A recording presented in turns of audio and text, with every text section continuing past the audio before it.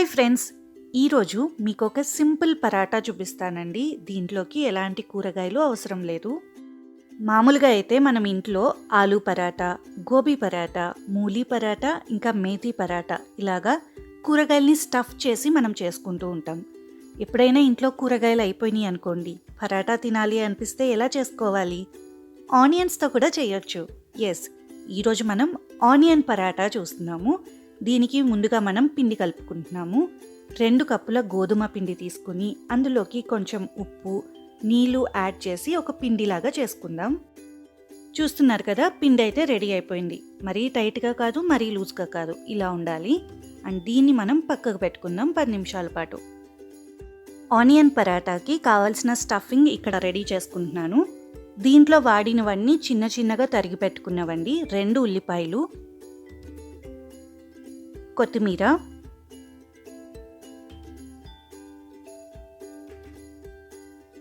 ఒక 4 స్పూన్ల వరకు వేసాను,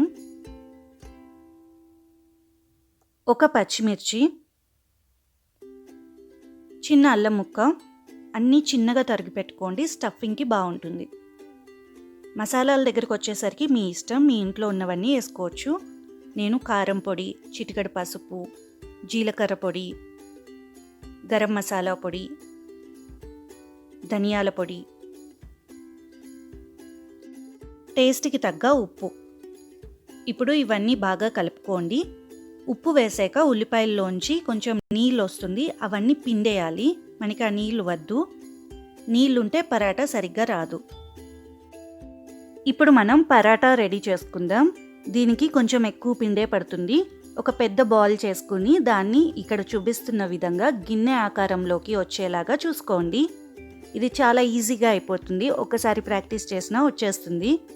ఇక్కడ చూస్తున్నారు కదా, గిన్నెలాగా ఎందుకు చేసానంటే స్టఫ్ చేసేటప్పుడు ఈజీగా ఉంటుంది అని. నేను 1.5 స్పూన్ ఉల్లిపాయ అది చేసాం కదా స్టఫ్, అది వేసుకుంటున్నాను. ఎక్కువ చేస్తే బయటకు వచ్చేసి బాగోదు, అందుకని 1.5 స్పూన్ అయితే కరెక్ట్గా ఉంటుంది. ఇప్పుడు దీన్ని మనం క్లోజ్ చేసేసుకోవాలి. క్లోజ్ చేసేటప్పుడు చూడండి, ఒక వేలుతో లోపలికి నొక్కుతూ నేను క్లోజ్ చేస్తున్నాను. ఇలా చేయడం వల్ల స్టఫ్ బయటకు వచ్చేదు. అండ్ నేను చెప్పిన టిప్ గుర్తుపెట్టుకోండి, ఉల్లిపాయలది అది ఒకసారి వాటర్ మొత్తం పిండేసాకనే ఇందులో స్టఫ్ చేసుకోండి, లేకపోతే నీళ్ళలాగా ఉండి అసలు షేపే రాదు. ఇప్పుడైతే మనం పీట మీదకి పొడిపిండి అది జల్లుకుని మంచిగా ఒత్తుకుందాం. మనం ఉల్లిపాయల్లోంచి ఆ నీళ్ళని తీసేయడం వల్ల చాలా సింపుల్గా వచ్చేస్తుంది అనమాట, లేకపోతే ఇంత నీట్గా అస్సలు రాదు. అండ్ మీరు ఒకవేళ ఈ రెసిపీ ట్రై చేస్తే మాకు ఇన్స్టాగ్రామ్లో ఫొటోస్ షేర్ చేయడం మర్చిపోవద్దు. నేను డిస్క్రిప్షన్లో అయితే మీకు లింక్స్ అవన్నీ ఇస్తాను. సో చూస్తున్నారు కదండి, చాలా సింపుల్గా పరాటా రెడీ అయిపోతుంది.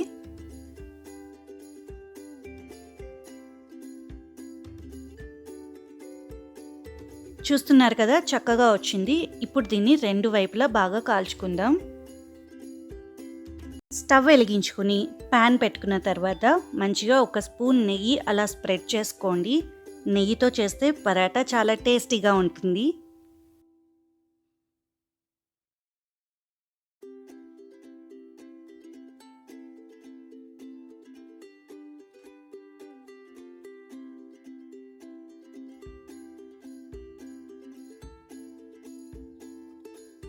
ఇప్పుడు అందు మీదకి 1 స్పూన్ నెయ్యి వేసుకోండి.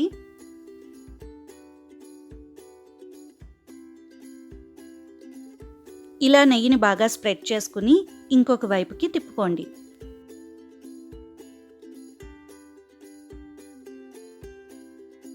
ఇప్పుడు ఇంకొక వైపు కూడా ఇలా నెయ్యిని స్ప్రెడ్ చేసుకోండి.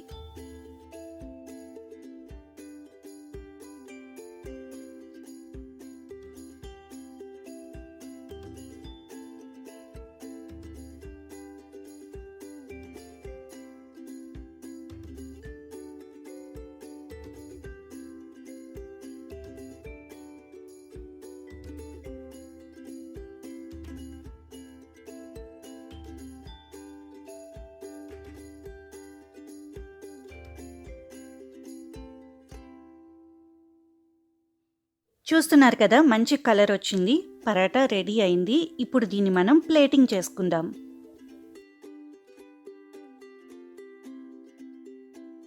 ఇలా ట్రయాంగిల్ షేప్లో కట్ చేసి చిన్న బౌల్లో పెరుగు వేసి ఇస్తే పిల్లలు చక్కగా తింటారు.